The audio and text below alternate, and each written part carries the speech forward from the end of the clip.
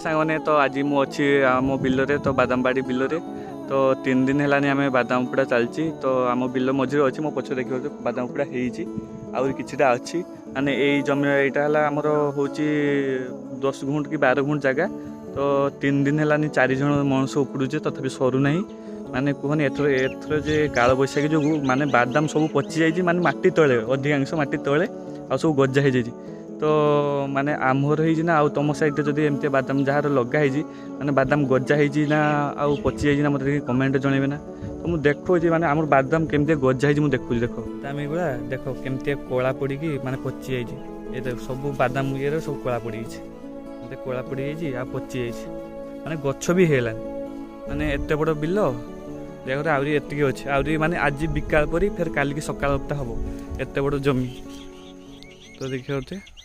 माने 4 दिन है आम माने ये उपड़ा चलती सरू ना